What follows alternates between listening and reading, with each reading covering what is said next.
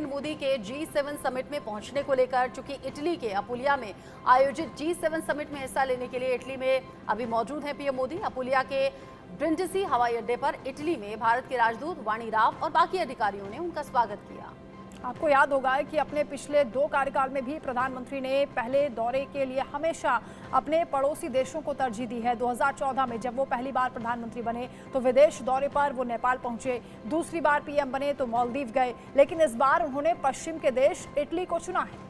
PM Modi ने अपने हर कार्यकाल में अपनी विदेश नीति से देश को हैरान किया है, चाहे 2015 में पाकिस्तान जाकर हो या फिर 2019 में शी जिनपिंग को भारत बुलाकर नेबरहुड फर्स्ट ईयर वाली पॉलिसी पर चलने वाले प्रधानमंत्री नरेंद्र मोदी ने आखिर ऐसा क्यों किया। किस्सा कुर्सी का में आज बात इसी मुद्दे पर होगी। G7 समिट जहां पर अलग अलग राष्ट्र प्रमुखों से पीएम मोदी की मुलाकात होगी तो बात क्या होगी, ये तमाम सवाल देश के भी जहन में है। अभी हाल ही में मोदी सरकार का गठन हुआ है, तीसरी बार पीएम मोदी ने प्रधानमंत्री की शपथ ली है और अब ऐसे में ये G7 समिट सीधे रुक कर लेते हैं इंडिया न्यूज संवाददाता मनोहर केसरी का, जो जुड़ गए हैं ज्यादा अपडेट के साथ। मनोहर, इटली पहुंच चुके प्रधानमंत्री नरेंद्र मोदी, उसको लेकर हम बात करेंगे, लेकिन पहले आपकी ये रिपोर्ट देख लें। प्रधानमंत्री नरेंद्र मोदी G7 समिट में शामिल होने के लिए इटली पहुंच चुके हैं। इटली में उनका भव्य स्वागत किया गया। G7 7 देशों का समूह है जो अमीर देशों का है, जिनके पास दुनिया की कुल संपत्ति का 62% हिस्सा उनके पास है। प्रधानमंत्री नरेंद्र मोदी स्पेशल इन्वाइटी के रूप में इस सम्मेलन में शामिल हो रहे हैं। भारत इसका हिस्सा नहीं है, लेकिन खास मेहमान के तौर पर भारत को बुलाया गया है। भारत का कद जिस प्रकार से पूरी दुनिया में फैला है, पूरी दुनिया में भारत विश्व गुरु बनता जा रहा है, तो ऐसी स्थिति में भारत को बुलाया गया है। भारत ने G20 शिखर सम्मेलन का एक सफल आयोजन किया गया था और इस सम्मेलन का खास मकसद है कि जिस तरह से भारत में चुनौतियां फैली हुई है, विश्व वैश्विक चुनौतियों के समाधान के लिए और भूमध्य सागरीय क्षेत्र में जो उनके भविष्य को आगे बढ़ाना है, उनके उज्जवल भविष्य के लिए किस तरह से हम एक दूसरे को सहयोग कर सकते हैं, ये तमाम इश्यूज हैं। नई ऊर्जा को लेकर के, आर्टिफिशियल इंटेलिजेंस को लेकर के और साथ ही साथ क्लाइमेट चेंज को लेकर के, इन सभी चीज़ों को लेकर के इस वैश्विक सम्मेलन में जो है सो चर्चा होनी है। प्रधानमंत्री नरेंद्र मोदी की 2:15 बजे से मुलाकात का दौर, द्विपक्षीय वार्ता का दौर शुरू हो जाएगा। पहली द्विपक्षीय वार्ता फ्रांस के राष्ट्रपति इमैनुअल मैक्रों के साथ है, तो वहीं उसके बाद ब्रिटेन के प्रधानमंत्री ऋषि सुनक के साथ उनकी मुलाकात होगी। जो इटली की प्रधानमंत्री जॉर्जिया मेलोनी जो इस कार्यक्रम को होस्ट कर रही है, मेजबानी कर रही है, क्योंकि इस कार्यक्रम का आयोजन इटली के शहर फसानो में हो रहा है, तो उन्होंने सबका जिस तरह से स्वागत किया, तो ऐसी स्थिति में भारत के साथ भी उनकी एक द्विपक्षीय वार्ता होनी है, जिसमें हमने देखा कि पिछले साल जब G20 सम्मेलन हुआ था और भारत में मेलोनी आई थी, तो किस तरह से दोनों का जो सहयोग था भारत और इटली के बीच में वो कितना प्रगाढ़ हुआ था और जो समझौता हुआ था उसमें हम किस तरह से तेजी लाएं, इस पर भी चर्चा होगी। और साथ ही साथ प्रधानमंत्री नरेंद्र मोदी 5:30 बजे आउटरीच सत्र को भी संबोधित करेंगे, जिनमें ये तमाम इश्यूज होंगे। क्योंकि अब आप देखिए कि जिस प्रकार से आर्टिफिशियल इंटेलिजेंस की चीज़ें आगे बढ़ती जा रही है, हम ऊर्जा की बात कर रहे हैं, तमाम ऐसे चीज़ें हैं, वैश्विक चुनौतियां हैं, इसको लेकर के भी उसमें चर्चा होगी। और देर शाम होते होते वहाँ पर सांस्कृतिक कार्यक्रम का आयोजन होगा, जिसमें प्रधानमंत्री नरेंद्र मोदी भाग लेंगे और मेलोनी की ओर से जो डिनर पार्टी होस्ट की जा रही है उसमें भी प्रधानमंत्री शामिल होंगे।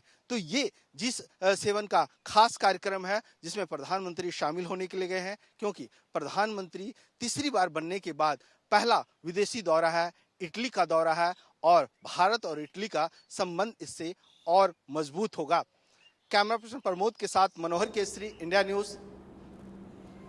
मनोहर केसरी की रिपोर्ट आपने देखी, बड़े मायनों में खास है। G7 समिट और इटली जाना पीएम मोदी का, तीसरी बार जिम्मेदारी संभाली है, लेकिन साथ ही साथ कुछ खास बातें आपके लिए जानना जरूरी है। क्यों वर्ल्ड लीडर से पीएम मोदी की इस मुलाकात की जो चर्चाएं हैं वो सिर्फ इन सभी देशों में नहीं बल्कि दुनिया के अलग अलग देशों की जो नजरें हैं वो इस समिट पर रहने वाली हैं। समिट में जब पीएम मोदी बाकी राष्ट्र अध्यक्षों से मुलाकात करेंगे तो बातचीत क्या होगी, कौन कौन से वो मुद्दे होंगे जो G7 में छाए रहने वाले हैं, कौन से वो बड़े मुद्दे जिन पर ये सभी देश, ताकतवर देश, अमीर देश चर्चा करने वाले हैं, वो आप बहुत जल्दी यहाँ पर देखेंगे। लेकिन साथ ही साथ उससे पहले आप जान लीजिए मुलाकातों का सिलसिला कैसे रहने वाला है। सुबह करीब 11:15 बजे से लेकर 11 बजे से 10 बजे तक आपने देखा कि किस तरीके से मुलाकातों का सिलसिला सुबह से शुरू हुआ। यहाँ एक एक करके आप जानेंगे। 2 बजे से 5:30 बजे तक अब जो आउटरीच सेशन है वो AI यानी कि आर्टिफिशियल इंटेलिजेंस और एनर्जी पर चर्चा करने वाला है। 5:30 से 6:15 बजे तक जर्मन चांसलर ओल्फ शोल्स के साथ में ये चर्चा खास रहेगी। लेकिन सबसे ज्यादा खास 6:20 से 6:40 का वक्त रहेगा जब इटली की PM जॉर्जिया मेलोनी से PM मोदी की मुलाकात होनी है। साथ ही साथ जापान के PM फुमिया किशिदा के साथ बैठक होनी है। 7:30 बजे से लेकर करीब 10 से 15 मिनट की मुलाकात रहेगी। यानी सुबह से जो मुलाकातों का सिलसिला शुरू होने के बाद जो शाम तक चलेगा उस पर निगाहें सभी की रहने वाली हैं। और इन मुलाकातों के सिलसिले में बहुत सी ऐसी बातें रहेंगी जो ध्यान देने वाली होंगी। कौन कौन से ऐसे बड़े मुद्दे जिन पर नजरें रहने वाली हैं, निगाहें टिकी रहने वाली हैं, और कौन कौन से वो मुद्दे जो दुनिया के लिहाज से खास हैं, उस पर हम बात करेंगे। इसमें एनर्जी होगी, इसमें AI होगा। साथ ही साथ इस वक्त दुनिया में 2 बड़े युद्ध चल रहे हैं, चाहे वो रूस यूक्रेन के बीच का युद्ध हो या फिर वो इजरायल और हमास के बीच का संघर्ष हो। और साथ ही साथ सभी देशों को साथ मिलकर कैसे आगे बढ़ना है और कैसे बाकी बड़े मुद्दों पर बात करनी है, ये सभी चर्चाएं हम करने वाले हैं।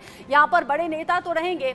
राकेश कुमार सिंह मेरे सीनियर कुलीग साथ में जुड़े हुए हैं, मैनेजिंग एडिटर इनपुट। उनके जहन में भी बहुत से सवाल वंदना चल रहे थे G7 समिट को लेकर, क्योंकि तीसरी बार PM बनने के बाद ये पहला विदेश दौरा है। हालांकि 11 बार भारत के प्रधानमंत्री इस समिट में हिस्सा ले चुके हैं। तत्कालीन प्रधानमंत्री अटल बिहारी वाजपेयी ने 2003 में इस समिट में हिस्सा लिया था। 5 बार मनमोहन सिंह भी पहुंचे थे और 5वीं बार प्रधानमंत्री नरेंद्र मोदी पहुंचे हैं। कैसे आप देख रहे हैं राकेश जी?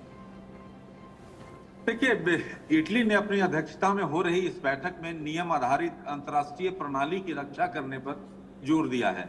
इटली के अनुसार यूक्रेन के खिलाफ रूस के आक्रामक युद्ध ने उसके सिद्धांतों को कमजोर किया है। बाइडेन संग फिर दिखेगा मोदी का याराना। जी हाँ, अमेरिका के राष्ट्रपति जो बाइडेन और भारत के प्रधानमंत्री नरेंद्र मोदी के इटली में G7 शिखर सम्मेलन से इतर मिलने की संभावना है। अमेरिका के राष्ट्रीय सुरक्षा सलाहकार जेक सुलिवन ने भी कहा है कि उन्हें उम्मीद है कि प्रधानमंत्री से जो अमेरिकी राष्ट्रपति की मुलाकात होगी, और भारत ने फिलहाल औपचारिक रूप से उनकी उपस्थिति की पुष्टि नहीं की है।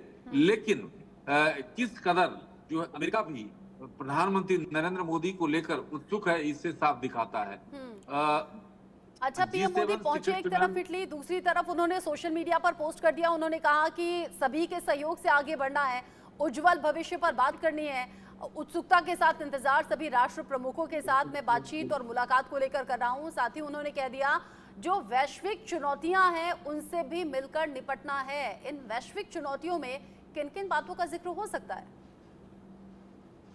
देखिए, प्रधानमंत्री G7 समिट में पहुंचते ही जिस तरह से जोरदार तरीके से स्वागत हुआ, ये अपने आप में दिखाता है कि प्रधानमंत्री मोदी ने अपनी यात्रा से पहले कहा कि मुझे खुशी है कि लगातार तीसरे कार्यकाल में मेरी पहली यात्रा G7 शिखर सम्मेलन के लिए इटली की है।